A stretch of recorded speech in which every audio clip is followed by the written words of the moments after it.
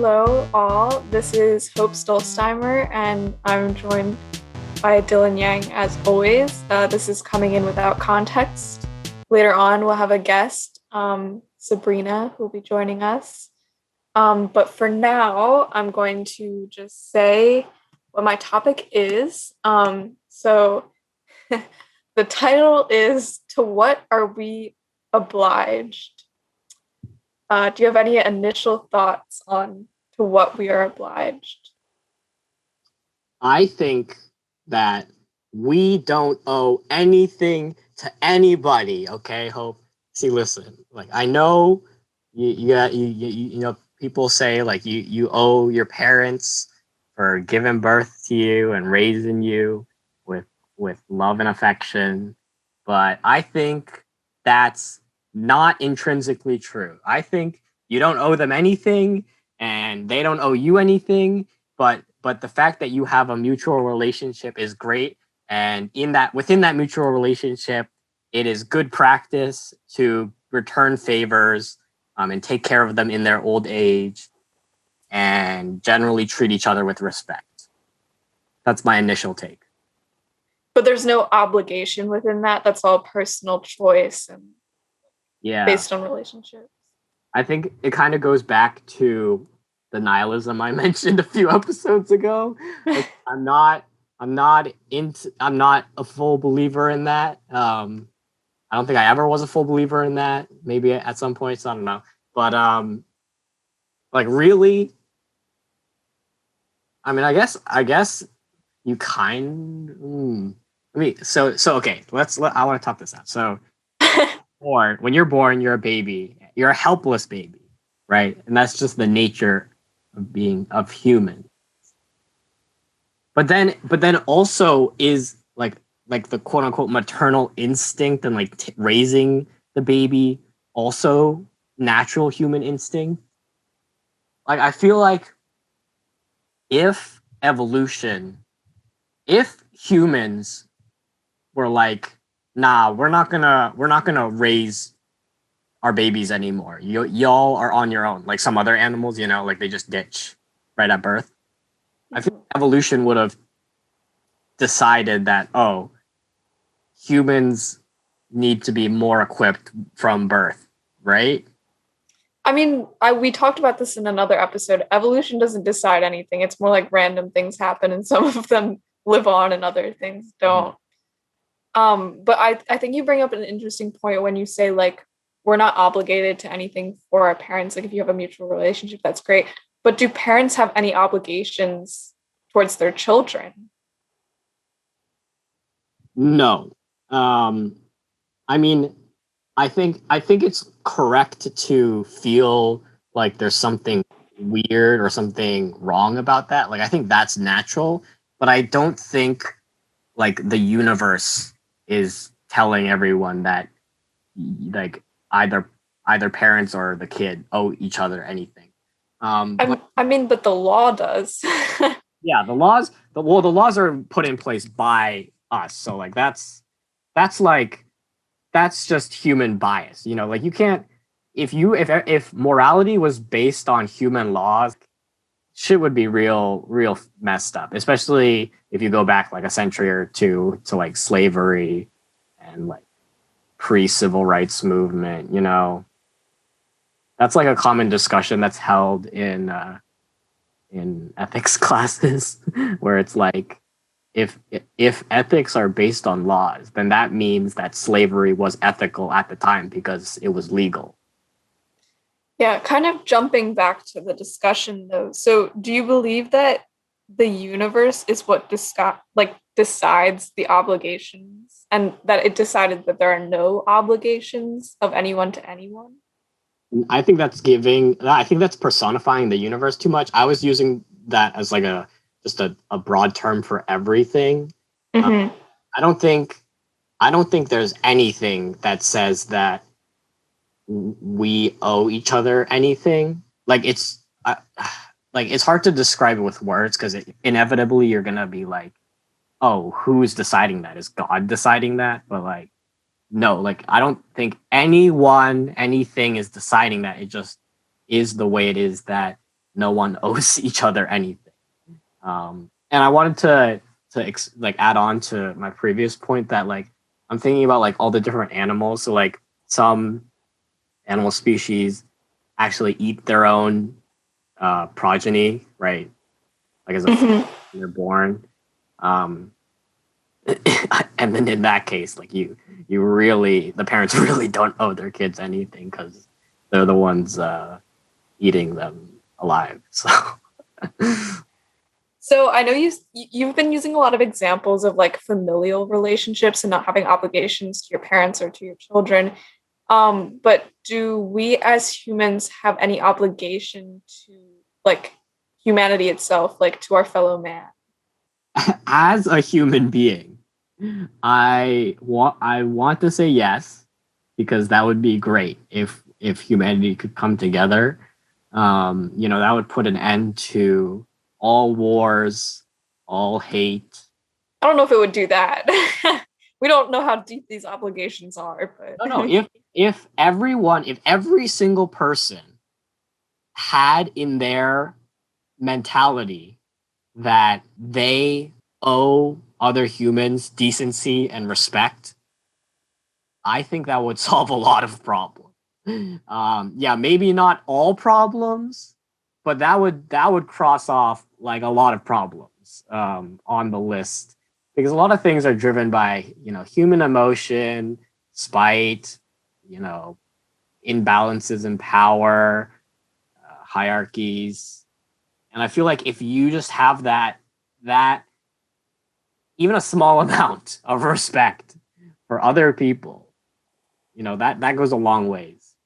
yeah, and so I know you were saying like ideally you think we should have an obligation and that would solve problems, but what's your like realist take? I think the fact that there are wars and everything like that, I think that proves that there is no such obligation. Do you want me to expand on that? I mean, it brings me to another point that I wanted to ask, and that's like what. So you were saying like ideally we would feel obligated to our fellow man, but like realistically we aren't, or at least we feel that we aren't, or enough people feel that they aren't. So what happens if, let's say, like theoretically, we do have obligations to other people, but people aren't fulfilling those obligations? What happens? Like what of unfulfilled obligations? Like if we decide that you're obligated to have at least a small amount of respect for every person, what then if someone doesn't have any respect for every person? Are you asking like how do we deal with them? Or just like what's the implications of that? I think honestly, in how our society and how our relationships are set up, those sorts of peoples are would rise to the top. I think there's like there's like the commonly touted statistic that like I don't know some large percentage of CEOs are psychopaths, right? And that's because they don't feel like they owe anyone else anything. If you gave an example of like a kid acting coldly or like emotionlessly towards their parent or parental figure or friends or anything like that, you'd be like, wow, that kid is weird. But then not being like, and this is like a negative way to put it, but not being tied down by those relationships, by like the thoughts that, oh, I need to act in this certain way towards these people, I need to treat them this certain way. Not being tied down by those things gives you the freedom and sort of the initiative to do things that so a lot of other people might not do, and that would theoretically help you get ahead. Now, of course, like not everybody who has those traits is going to get ahead, but I feel like some amount of those traits have to be successful, depending on like what your goal is, if that makes sense. Yeah, that does make sense. And I think the correct statistic is that the profession with the highest proportion of psychopaths in it is CEOs. Like of like if you find like psychopaths, then like survey them on what profession they're in, the profession with the most psychopaths is CEOs. It's not that a large proportion of CEOs are psychopaths. Yeah, yeah. It's a slight difference. It doesn't make that much of a difference, but I think that's the actual statistic. Um, Also, if our society is structured towards people who feel no obligation to others, is there any way we can structure it differently to kind of favor those who do feel obligated to like humanity in general? Okay, I feel like we're getting into the politics here. Okay, Oh okay. I no. want to preface this by saying that I'm not proclaiming the benefits or what's the opposite of benefits? The consequences? Yes, the consequences. I am not proclaiming the benefits or consequences one way or the other about what I'm about to say, but I just want to discuss it theoretically. So I don't know if you know where I'm going with this. So communism. That's exactly where I thought you were going. Yep. Well, actually, well, okay, I learned in high school, and I know we've talked about this before, and you like heard something different. I learned in high school that communism was just socialism, but through like violent revolution and like like enforcing it through force. So I guess what I mean to say, in terms of our discussion, is socialism, where That's definitely not the correct definition of communism. listen, we've talked about this before. That's just what that someone I don't know how. Communism and socialism are both related to economics, not political. Like obviously it's become very closely tied with like political ideology, but it's about how the state is able to control that makes it political, but like it's about the state controlling the economy, whereas socialism, the state controls the economy, but there's also capitalistic aspects. It's like a mixture. Anyways, continue. You can apply, like, I know you said it's about economics, but you can apply the economics to like any given interrelational situation, right? Like, so for example, like not just talking about currency. If you're talking about like if you have a group of 10 and 9 of them do labor, then theoretically 9 of them should get then theoretically 9 of them should get the rewards of those labor, where the final person gets nothing for doing nothing, right? Like that's in theory how it should work, right? And in that sense, you are being rewarded for cooperating, for contributing to the effort. And then if you're not contributing, if you decide to go it alone, or if you decide to just not cooperate, then you would be punished through lack of reward, if not like actually punished through like negative consequences from the other people. And how does that relate to what we were discussing before about being considerate of the other people around you? So I guess that system of work is built on a give take. Well, I guess all systems of rewards are built on give take, but like in that situation, whatever you're putting in, you're getting the fruits of that labor in return, and so it is encouraged, it is incentivized to collaborate, to treat each other in a certain way that enhances that goal. Is that what you were asking?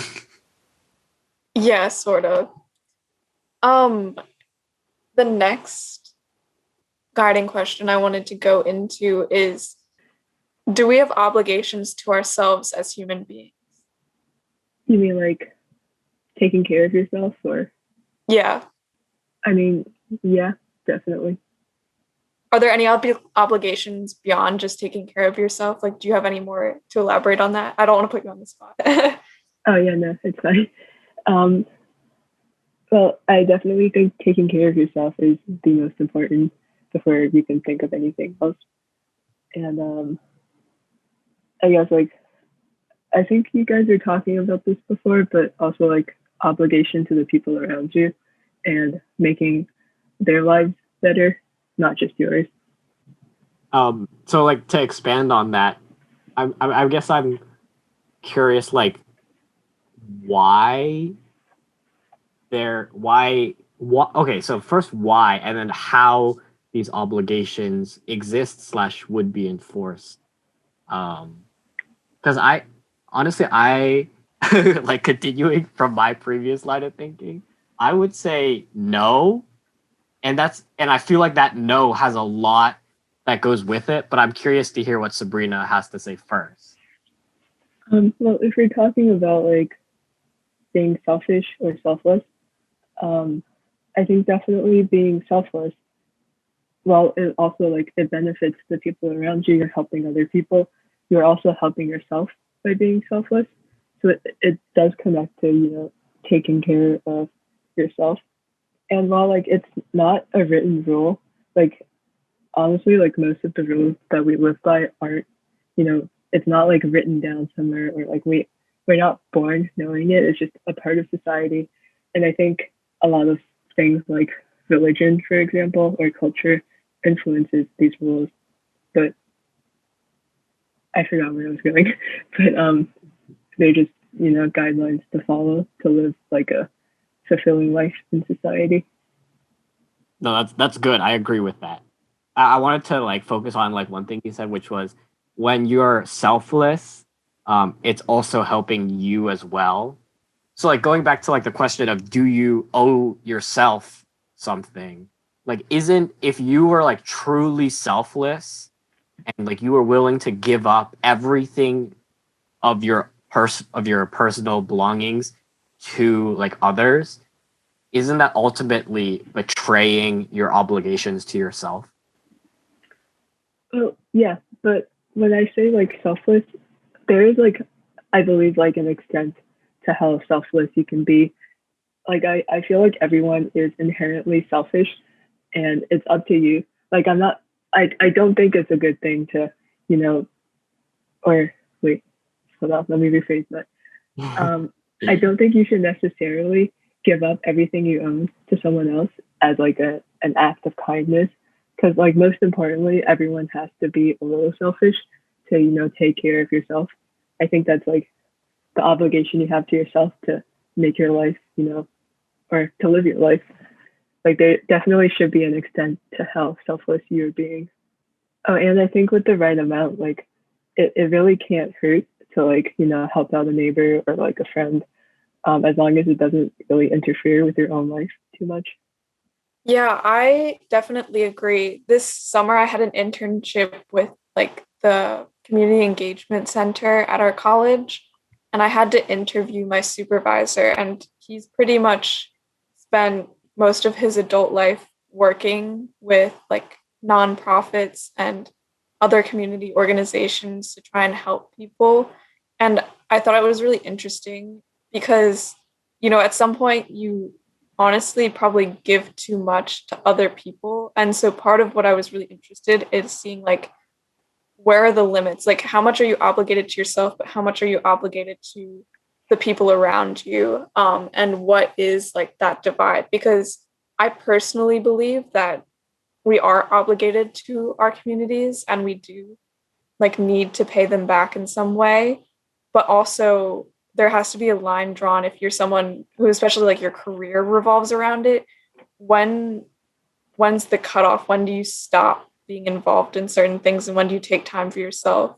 And I think that's a question that a lot of people who are heavily involved in like community organizing or activism have to figure out for themselves as they go through their careers or anything that they pursue, because you'll burn out if you don't have some time for yourself. And this kind of leads me to my next question. How do we structure our days around our obligations to make sure we fulfill them, but also to make sure we have time for like our own lives?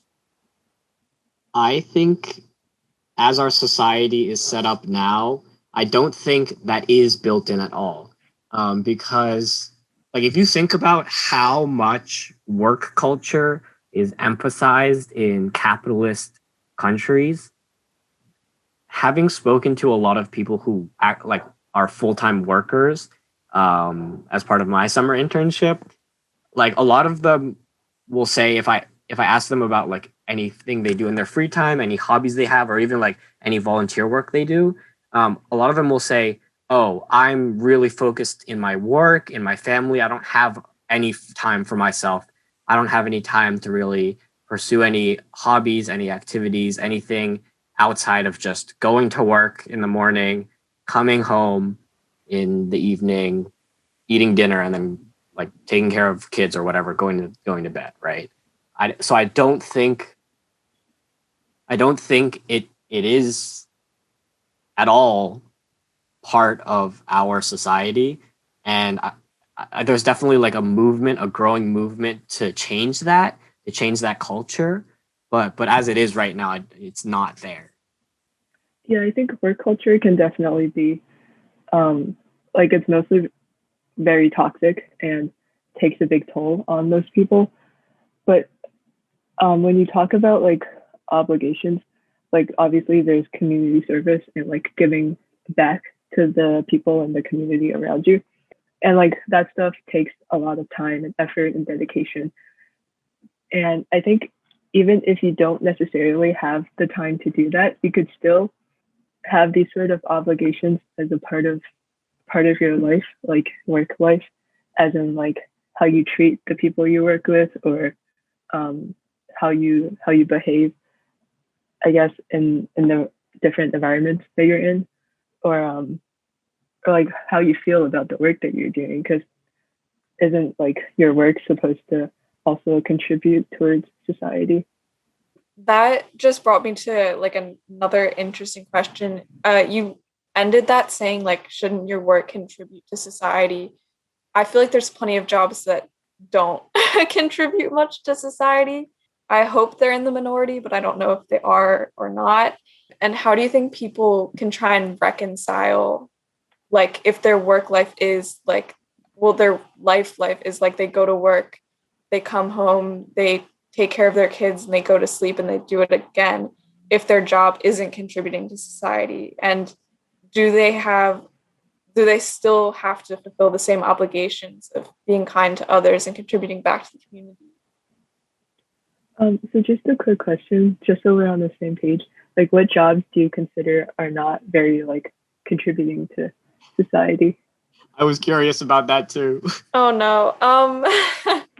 I don't know. I feel like marketing, like a lot of business, maybe because I'm kind of anti-business, but like accounting, marketing, I don't really have many off the top of my head, but like No, I don't I know. get what you mean. Yeah, no, I understand how like some jobs might seem sort of obsolete. And again, not to turn this into a debate, but as a business major, I do think those careers are very like major parts of, you know, just the businesses or companies that kind of, how do I say, like play a big part in our lives. I'm But on the sorry. other hand, oh no, don't be. It's completely fine. Yeah, But get it, Sabrina. no, I am not a marketing or accounting major, so it's okay. Like I do think accounting is very boring, but people hire accountants because they don't want to do that boring stuff like calculating numbers and counting things. So I like, yeah. But with your other point, like if your job doesn't feel very satisfying, you mentioned that you go home and you take care of your kids. I think family is another big obligation, like taking care of your kids or your partner or your parents. I think can also be very rewarding if you see it as like an obligation. Yeah, I would. I'm not. I understand like what Hope was saying initially. Like it's hard to sometimes see like what the direct output or value is from certain jobs. But I think I would more agree with Sabrina in that like the jobs exist for a reason. Like it might not be a good reason. It might not be like a efficient or like ethical reason. But yeah, like the reasons that those jobs still continue to exist is that they contribute something to society, right?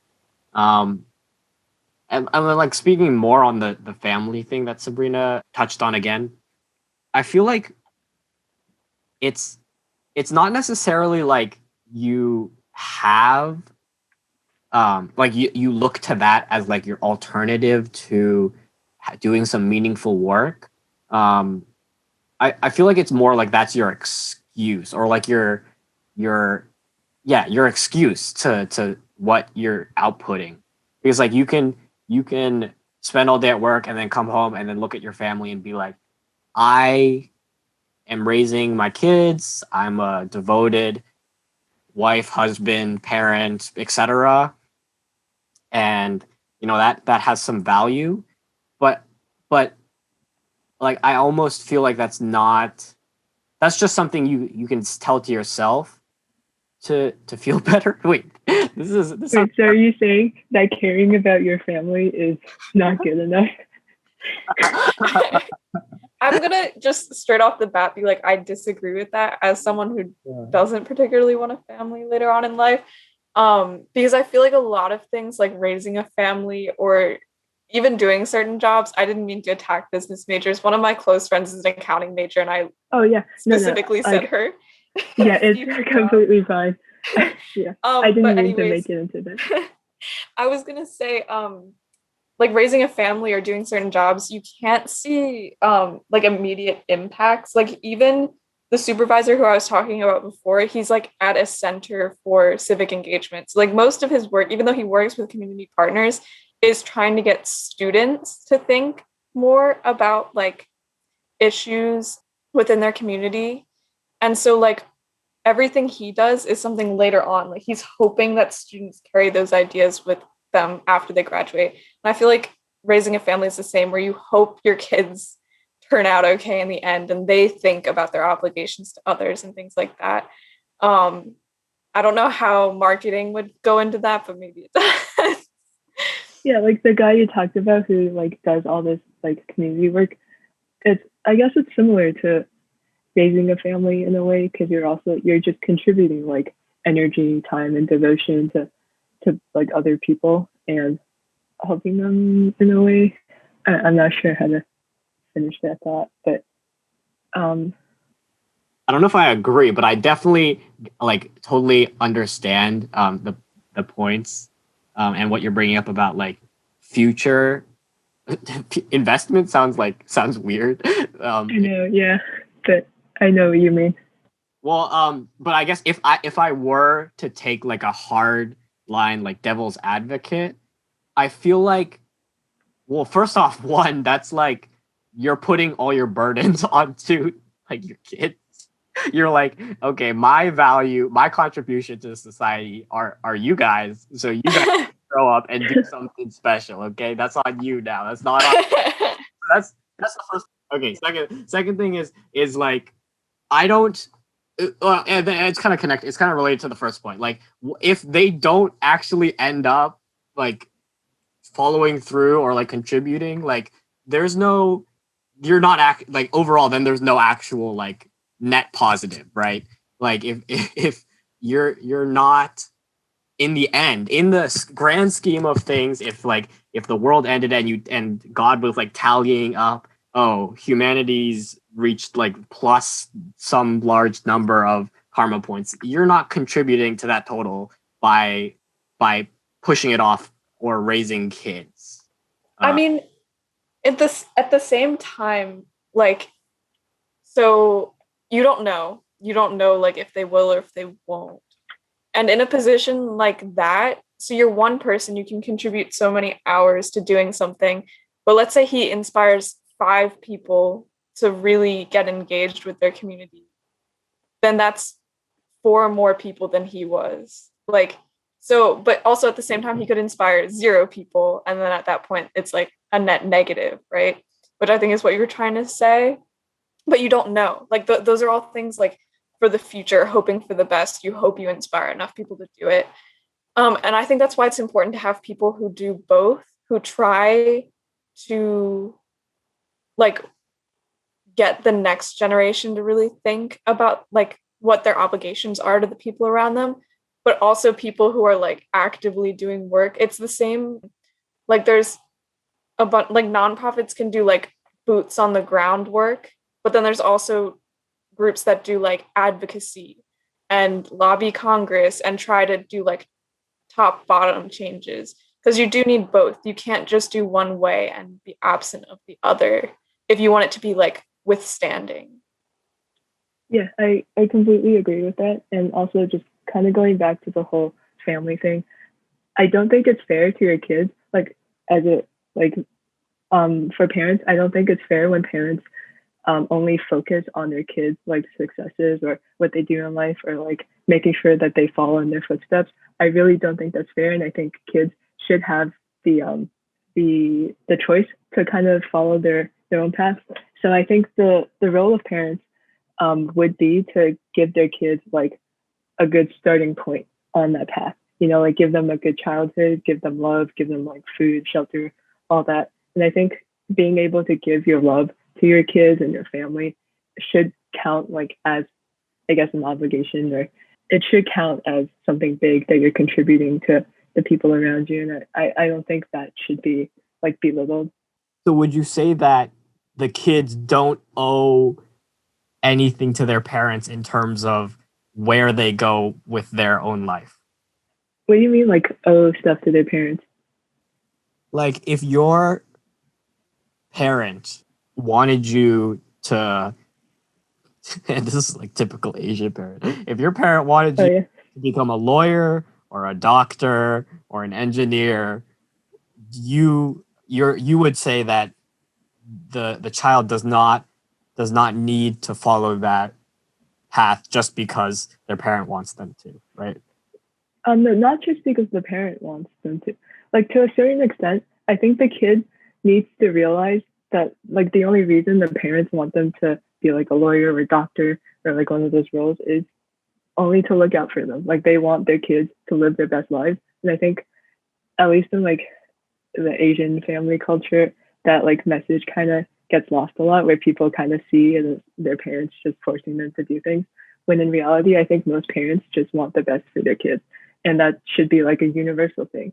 So like what you were saying before about your kids like in the future not being a good investment or something, I don't think you should see it as that, because that way you're kind of unfairly putting this burden on your kids to like live up to your expectations, when you should really just be wanting them to be happy and living their best life and like not suffering later on in life, you know, like giving them all that you can.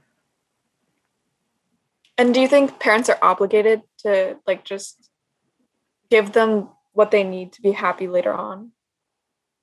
I mean, I think that should be an obligation that comes with parenthood. Like if you're choosing to bring a kid into this life, then you should definitely be ready to give them like to sacrifice things and um give them like what they need in life.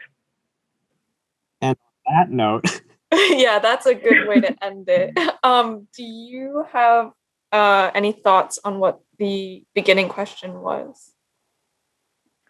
um I was thinking like maybe the more like the meaning of life, or like what what's the purpose of your life. That's kind of close. The guiding question was worded oddly, but it's to what are we obliged? Okay, I see. Yeah. And honestly, it I had other I'm glad it kind of stayed specific to like people, but I had other questions that I might save about like obligations to things beyond people. we Yeah, I think it was definitely good to be specific about like Yeah. just people. It's a good guiding point. yeah, we could definitely do a part 2 on this. Yeah. But I like that we started with me and I was like really jaded about He it. said parents don't owe anything to children and children don't owe anything to parents, and people should owe things to others, but they don't. And it was Okay, so like that's a little bit true, I guess. Like you don't necessarily own anything to your kids, and your kids don't necessarily owe anything to you. But I think in order for everyone to be happy, you know, maybe don't see it as you owe them something. Just see it as like just part of life. Yeah. Yeah, it definitely in practice it's not that clear as like, oh, you owe me this, and this, right? Like it's more like fluid, it's more like based on your emotions and your experiences with other people. Yeah, because I feel like if you just focus on like what, like material things or what they owe you, you'll Yeah. just end up like your kids will just put you in a nursing home. Sabrina, you definitely made the conversation a lot more like wholesome. Yeah, and I think it made it more well-rounded. Great. Awesome. But I think that was a really good discussion. I'm glad I chose that question. I really like that one. All right, Hope, you want to wrap us up? So that was episode insert number here. And we talked about to what are we obliged? And I hope you all enjoyed our discussion. See you next time.